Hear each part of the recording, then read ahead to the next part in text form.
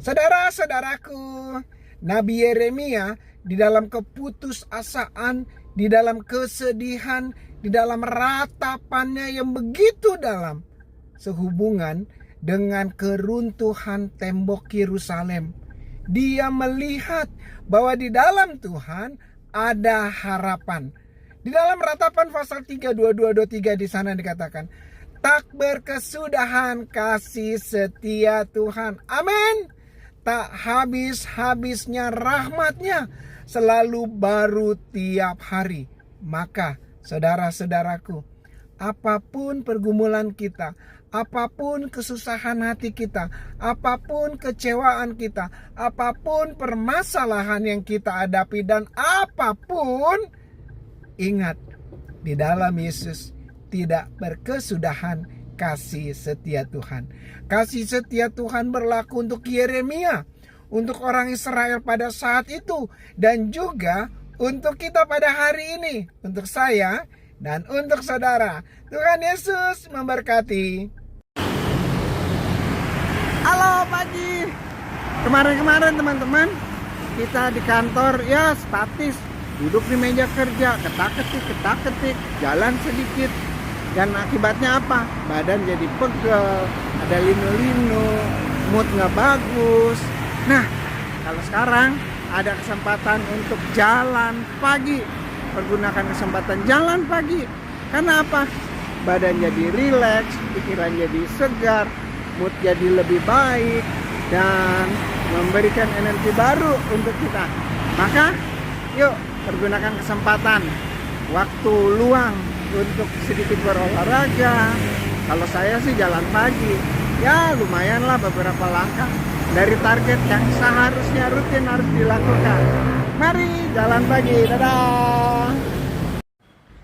Teman-teman, tuh lihat, saya lagi ada di taman ya, seperti orang yang sedang menunggu sesuatu. Ya, bagi sebagian besar orang, menunggu adalah satu waktu yang membosankan, bahkan bisa menjemukan, dan lagi bisa membuat kita putus asa. Karena apa? Menunggu itu ya oke lah, ada yang lama banget, ada juga yang cepat, dan kita akan begitu kecewa jika kita sudah menunggu lama ternyata tidak ada jawaban. Begitu juga dalam kita berdoa. Sewaktu teman-teman menaikkan doa permohonan kepada Tuhan, apakah semua doa yang dipanjatkan itu sudah dijawab? Bersyukur untuk semua doa yang sudah dijawab. Dan kita juga tahu bahwa jawaban doa itu ya, tidak, dan tunggu. Tapi tunggunya berapa lama? Teman-teman yang Tuhan Yesus kasihi, satu hal yang pasti, kita adalah anak Tuhan. Kita adalah biji mata Allah. Kita adalah pribadi yang sangat berharga, sehingga Dia rela mati di kayu salib untuk menebus dosa kita, datang dari surga untuk mencari kita dan menyelamatkan kita.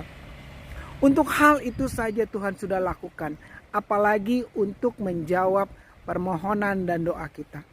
Bagian kita adalah teruslah berdoa, tetaplah berdoa, datanglah kepada Tuhan, jawabannya pasti ada. Dadah. Halo, selamat siang. Dalam menjalani kehidupan ini, kepala pusing, mumet, boleh, itu fine-fine aja, asal jangan kehilangan akal.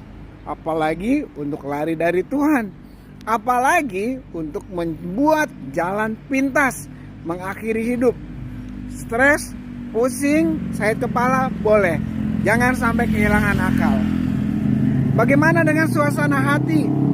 Hati merasa sendiri, hati merasa kecewa, hati merasa gundah gulana, wajar. Yang gak wajar adalah kalau kehilangan damai sejahtera.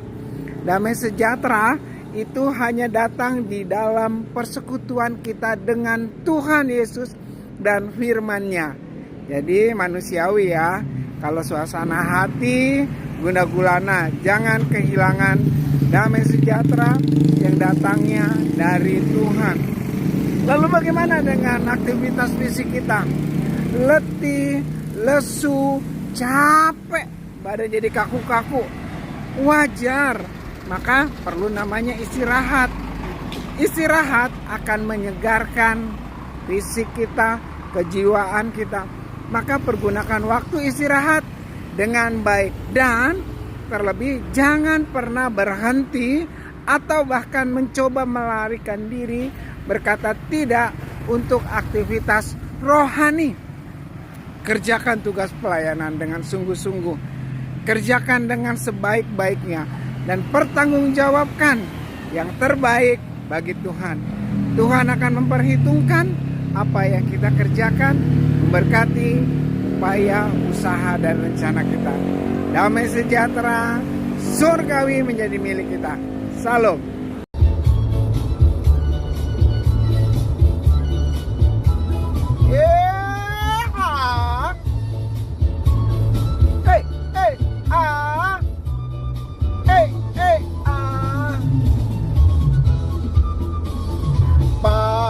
Pasu hamion Tuhan sa ape on dame mi sai ape on tangan mi Tuhan lehot Tuhan gogo mi di portibion bain maau Tuhan saya iklan hati koran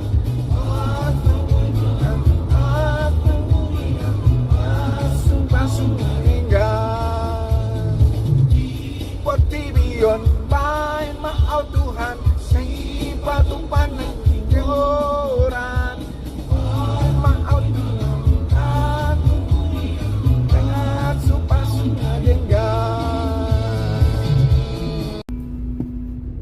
Telah kulihat bukti kasih-Mu, Kau menderita gantikanku. Dengan darah-Mu Kau selamatkanku. Kini ku hidup menyenangkan-Mu.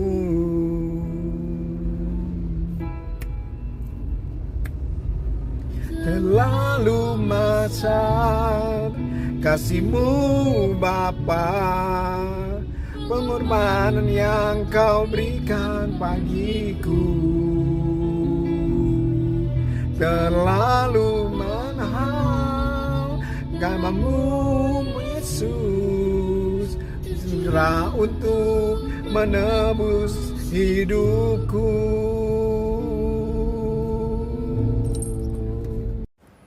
Halo dan selamat siang. Selamat Hari Sumpah Pemuda 10 Oktober tahun 2024. Sebagai orang muda maka harus terus berkarya. Jangan pernah malas. Seperti halnya yang dituliskan oleh Rasul Paulus kepada anak rohaninya Timotius di dalam 1 Korintus pasal 4 dan ayat yang ke-12. Jangan seorang pun menganggap engkau rendah karena engkau muda, tetapi jadilah teladan dalam perkataan, dalam tingkah laku, dalam kesetiaan, di dalam kemurnian hatimu. Jadilah teladan. Bagaimana menjadi teladan? Satu-satunya cara adalah melekat erat dan hidup di dalam kebenaran firman-Nya.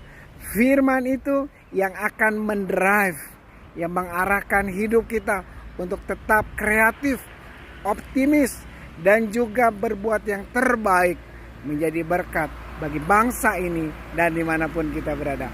Selamat Hari Sumpah Pemuda. Halo, selamat malam. Teman-teman yang dikasihi Tuhan dan berbahagia, Raja Daud di usianya yang sudah lanjut, yang mengevaluasi bagaimana ia hidup pada masa mudanya. Dan itu juga yang menjadi pengajaran, peringatan kepada kita orang-orang muda pada zaman sekarang ini. Di tengah-tengah ketidakbenaran, di tengah-tengah ketidaktulusan, di tengah-tengah kejahatan yang semakin merajalela. Di dalam Mazmur 119 ayat yang ke-9 di sana dikatakan, dengan apakah seorang muda mempertahankan kelakuannya bersih? dengan menjaganya sesuai dengan firman Tuhan. Segala sesuatu bisa berubah. Angin bisa bergeser ke kiri, ke kanan, ke atas, ke bawah, kemana-mana mengacaukan. Semua yang ada di dunia ini berubah. Dan berubah menuju kepada kebinasaan tanpa kebenaran. Dan hanya firman Tuhan yang kekal, yang tidak berubah. Ya dan amin. Firman yang penuh kuasa, firman yang mampu mendorong kita lebih baik, yang mengarahkan perjalanan hidup kita, yang membimbing kita, yang memberikan kemampuan, kekuatan, motivasi yang kuat dan sehat. Firman itulah yang dapat menjaga kita di tengah-tengah arus zaman yang tidak baik. Maka marilah kita baca, renungkan, kerjakan firman Tuhan yang memberkati. Selamat Hari Sumpah Pemuda. Dadah. Teman-teman semuanya, kalau kamu bersedih, kalau kamu berduka cita, maka menangislah, bersedihlah. Air mata Tuhan berikan untuk kita bisa melepaskan, mengungkapkan kesedihan, kedukaan yang kita alami. Namun, nah ini pentingnya. Namun, jangan bersedih, berduka seperti orang-orang yang tidak mengenal Tuhan. Sekalipun di dalam kesedihan, sekalipun di dalam kedukaan, tetap juga bersyukur. Ingat, kita adalah anak-anak Tuhan. Sedih, duka boleh, tapi jangan pernah putus pengharapan. Pengharapan yang sejati, penghiburan yang sejati atas kesedihan, kedukaan yang kita alami dan rasakan bisa dilepaskan melalui menangis, nangislah. Namun tetap bersyukur kepada Tuhan Yesus yang memberikan yang terbaik dalam hidup kita.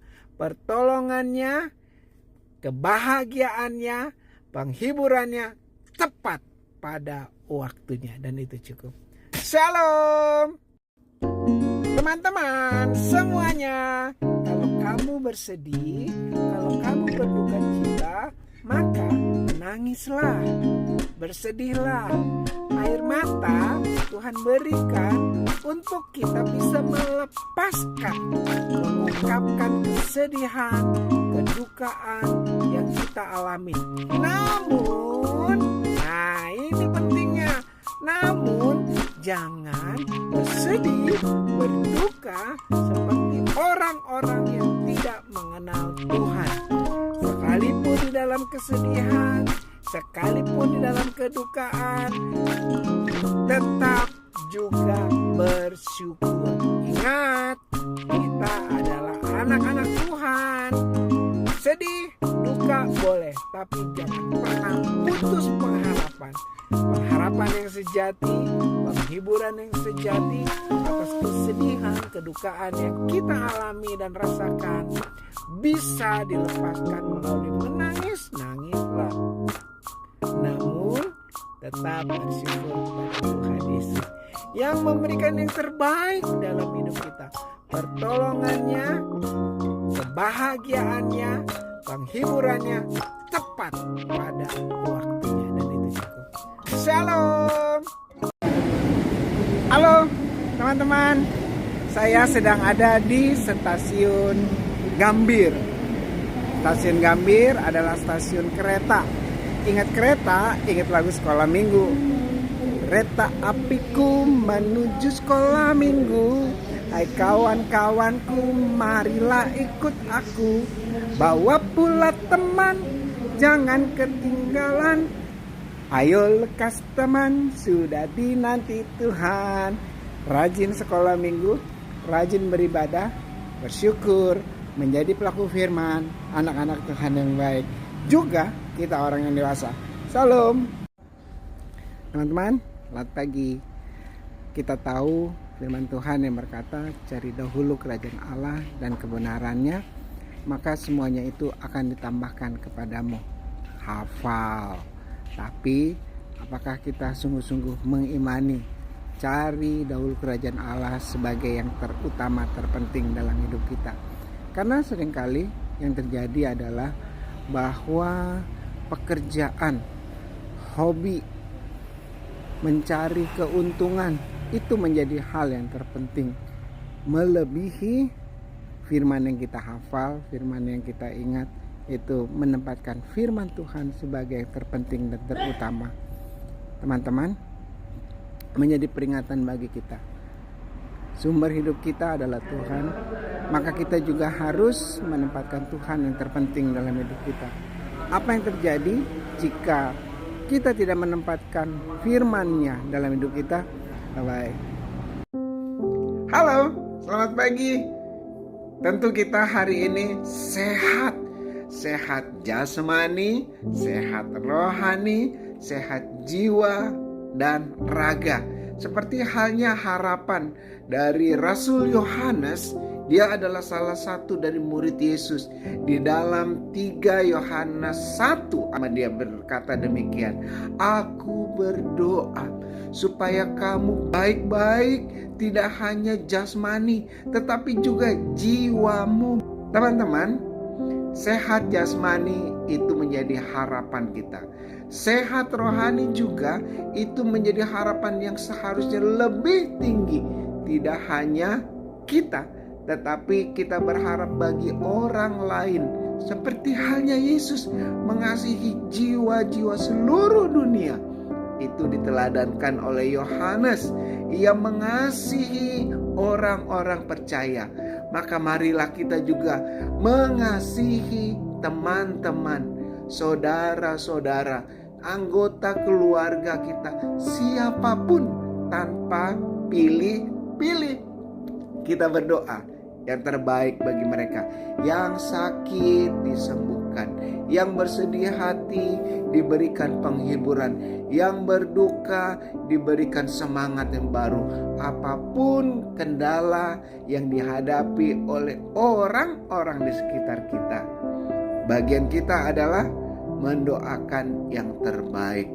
Terlebih jiwanya, rohnya terpelihara dengan indah di dalam kasih Tuhan. Itu menjadi tugas dan tanggung jawab kita. Salam. Saudara-saudaraku, kita pernah ragu? Tentu pernah. Karena itu menjadi satu bagian yang wajar. Karena apa? Kita dianugerahkan pengetahuan, kita dianugerahkan pemikiran, kita dianugerahkan untuk menimbang-nimbang yang terbaik. Namun keraguannya seperti apa? Kalau keraguan yang negatif membuat hati kita semakin ciut, membuat harapan kita semakin jauh, membuat kita semakin merasa sendiri, itu keraguan yang negatif. Keraguan positif itu apa sih?